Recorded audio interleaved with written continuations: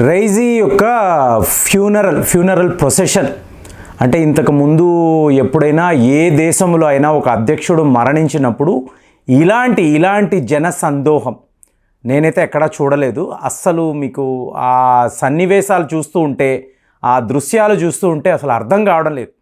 దగ్గర 60 దేశాల ప్రతినిధులు, మన దేశం నుంచి కూడా మన వైస్ ప్రెసిడెంట్ జగదీప్ ధాన్కర్ అంటారు.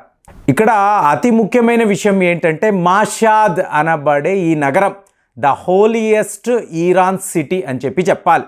సో ఇక్కడే మీకు ఇబ్రాహీం రైసీ పుట్టారు. సో అక్కడ మీకు ఇమాం రాజా అనబడే ష్రైన్ అంటే ప్రార్థనా మందిరం, ఒక మసీదు. సో ఇక్కడ ఈయనని ఖననం చేశారు, చాలా పెద్ద లెవెల్లో చేశారు. మీకు ఏంటంటే ఆ ఇరాన్ ప్రజల ఆవేశం అంటే మా నాయకుడు చనిపోయాడే అనే బాధ, ఏడుపు, at the same time America Israel మీద వాళ్లకు ఉండే కోపం.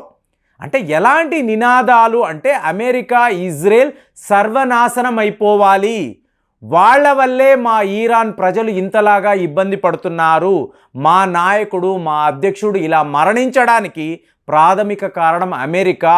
సో అమెరికా డెస్ట్రాయ్ అయిపోయే రోజు మేము చూడాలి. ఏంటి ఇది ఒక సుప్రీం లీడర్ మాట్లాడడం కాదండి. మొన్నటికి మొన్న హమాస్ నాయకుడిని పిలిచి అమెరికా ఇజ్రాయెల్ నాశనాన్ని నేను చూడాలి అని చెప్పి ఆయన హమాస్ నాయకుడికి చెప్పాడు. ఇవాళ ప్రజలు కూడా ఇదే కోరుకుంటున్నారు. అంటే చూడండి, ఒక సీనియర్ ఇన్వెస్టిగేషన్ కమిటీ వేశారు. ఇందులో మీకు ఎక్స్పర్ట్స్ ఉన్నారు, స్పెషలిస్టులు ఉన్నారు, చాలా పెద్ద టెక్నీషియన్స్ ఉన్నారు.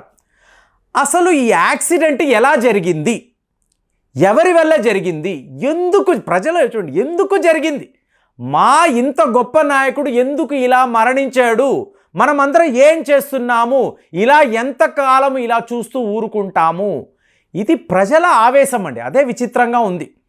సో ఇప్పుడు ఏమైపోయింది, మొత్తము టార్గెట్ అంతా కూడా అంటే ఇన్వెస్టిగేషన్ కమిటీ వాళ్ళు ఎక్కడా కూడా మనం అంటున్నట్టు ఇప్పుడు కాన్స్పిరసీ థియరీని ఒక 2-3 వీడియోస్లో మాట్లాడాను.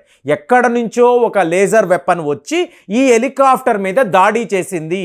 ఏంటి హ్యార్ప్ లాంటి అతి ముఖ్యమైన ఒక అస్త్రము గురించి కూడా మాట్లాడాం. కానీ ఈ రిపోర్టులో అలాంటి ఒక దాడి జరిగినట్టు, ఒక బుల్లెట్ ఫైరింగ్ జరిగినట్టు, ఒక బాంబు పేలినట్టు ఎక్కడా ఎటువంటి ఆధారాలు లేవు. వీళ్ళు ఇచ్చిన ఫైనల్ రిపోర్ట్లో ఇదే ఉంది. కానీ ఇరాన్ ప్రజలు, వాళ్ళ నాయకులు అందరూ కూడా అమెరికాను ఎందుకు బ్లేమ్ చేస్తున్నారు, అమెరికా అంత పెద్ద తప్పు ఏంటి నేరము అంటున్నారు. అమెరికా ఈ ప్రపంచంలో ఎన్నో నేరాలు చేసినప్పటికి కూడా ఈ నేరము చేసింది చూసారా, దీనికి ప్రతీకారము తీర్చుకొనే తీరాలి, అమెరికాను విడిచిపెట్టకూడదు. ఏంటండి అమెరికా వాళ్ళు క్లియర్గా చెప్తున్నారు, ఏమండి అది ఒక హెలికాప్టర్ యాక్సిడెంట్, మాకు దానికి ఎటువంటి సంబంధము లేదు, ఎటువంటి కుట్ర లేదు అని అమెరికా వాళ్ళు చెప్తున్నారు. ఇజ్రాయెల్ వాళ్ళైతే ముందే చెప్పేశారు, మమ్మల్ని ఇందులోకి లాగకండి. అంటే ఇజ్రాయెల్ మీడియా కొత్త కథనాలు 10 గంటల ముందే మీకు ఇబ్రాహీం రైసీ మరణించారు అని చెప్పి వీళ్ళు వార్తలు ఆల్రెడీ వాళ్ళు టెలికాస్ట్ చేయడం మొదలుపెట్టేశారు. వార్తాపత్రికలో వాళ్ళు రాసేశారు. ఏంటి అక్కడ ఇంకా వెతుకులాట, అంత ఫాగ్, వర్షము, పెద్ద కొండలు, ఈ మధ్యలోకి వెళ్ళి వీళ్ళు వెతుకుతున్నప్పుడు నైట్ విషన్ కెమెరా పెట్టుకొని వెతుకుతున్నప్పుడు ఆల్రెడీ ఇజ్రాయెల్ మీడియా చెప్పేసింది ఇబ్రాహీం రైసీ చనిపోయారు అని. ఎలా వీళ్ళకి తెలిసింది, ఇక్కడ మీకు ఇలా మేము వెతుకులాట మొదలు పెట్టాము కదా. సో ఇదంతా కూడా ప్రశ్నలు. కానీ ఇరాన్ ప్రజలు ఏం మాట్లాడుతున్నారు అంటే అలాంటి ఒక చెత్త హెలికాప్టర్లో బెల్ 212లో మా మహానాయకుడు ఎందుకు ప్రయాణించాడు. 1979లో షా పరిపాలనలో అమెరికా వద్ద ఈ విమానము వీళ్ళు కొన్నారండి. అంటే గత 40 ఏళ్ల నుంచి కూడా ఇరాన్ ఈ విమానాన్నే నడుపుతుంది. ఎందుకు నడుపుతున్నారు, ఎవరికైనా డౌట్ వస్తుంది కదా. ఒక ఫ్లీట్ ఏజ్ అన్నారు అనుకోండి, మ్యాక్సిమం 25 ఏళ్ళండి. తరువాత ఆ దేశంలో ముఖ్యంగా ఇలాంటి నాయకులు ప్రయాణించే విమానాలు, హెలికాప్టర్ ఎవరు కూడా వాడరు, డీకమిషన్ చేస్తారు. అలాంటిది 25 ఇయర్స్లో డీకమిషన్ చేయాల్సిన హెలికాప్టర్ 40 ఇయర్స్ నుంచి కూడా మీరు ఎందుకు నడుపుతున్నారు. ఏమండి మరి మెయింటెనెన్స్లు ఉండవా, రిపేర్లు ఉండవా అంటే ఏవియేషన్ పార్ట్స్ అమెరికా వాడు ఇవ్వడం లేదండి. సిస్టమ్స్ ఏవి కూడా వాడు రీప్లేస్ చేయలేదు. అడిగితే ఈరాన్ మీద మేము శాంక్షన్స్ విధించి ఉన్నాము. 1998లో ఈ బెల్ 212 అనబడే విమానాన్ని అమెరికా ప్రొడక్షన్ చేయడం కూడా ఆపేసింది. ఎప్పుడు? 1998లో. ఎన్నేళ్ళలో చూసుకోండి, జస్ట్ మీరు క్యాల్కులేట్ చేయండి. అంటే విమానమే ప్రొడక్షన్లో లేనప్పుడు ఆ స్పేర్ పార్ట్స్, ఏవియేషన్ పార్ట్స్ ఇవి ఏవి కూడా ఎక్కడా దొరకవు. మరి ఈరాన్ వాళ్ళు ఇంతకాలం ఎలా వీటిని నడిపారు అంటే, ఒకటి రివర్స్ ఇంజనీరింగ్. వీళ్ళు మాస్టర్స్ ఆఫ్ రివర్స్ ఇంజనీరింగ్. ప్రపంచంలో ఏ ఒక ఆయుధాన్ని ఇచ్చినా కూడా ఈరాన్ వాళ్ళు రివర్స్ ఇంజనీరింగ్ చేసేస్తారు. అలాంటి వాళ్ళు కాబట్టి ఈ హెలికాప్టర్లో ఉండే పరికరాలు పోయాయి.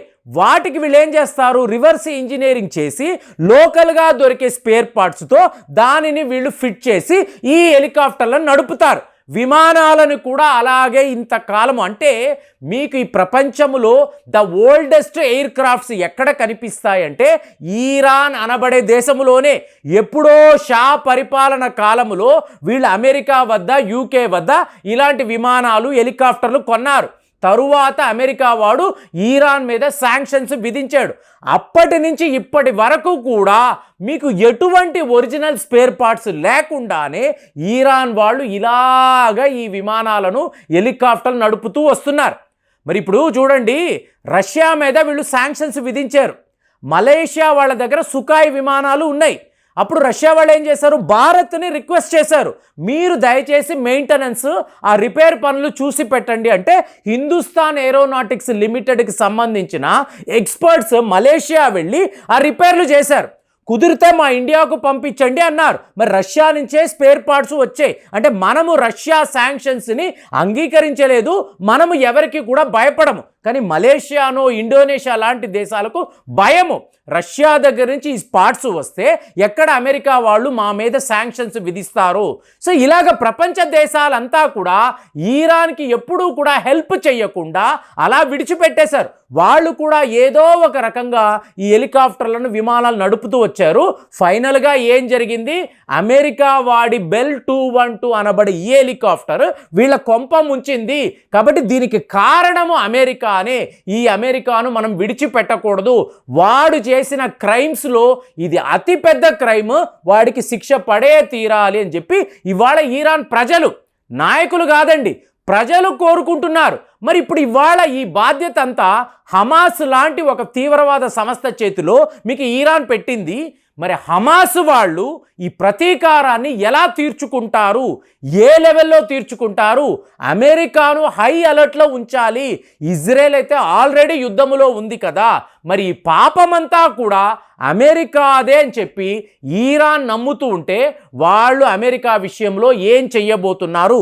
ఇవాళ యుద్ధ నిపుణులు అందరూ డిస్కస్ చేస్తున్న విషయం ఇదే.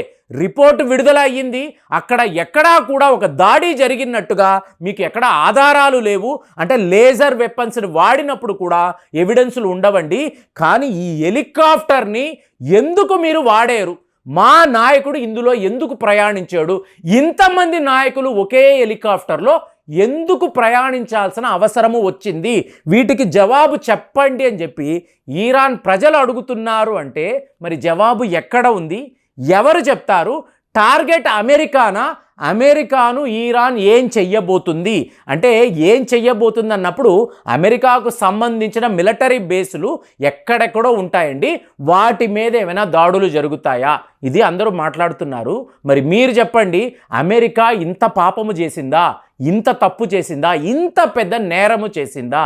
అమెరికా మీద ఈరాన్ ఎలాంటి ప్రతీకారము తీర్చుకోబోతుంది? కామెంట్స్లో రాయండి. మళ్ళీ వచ్చే వీడియోలో కలుద్దాం. జై హింద్.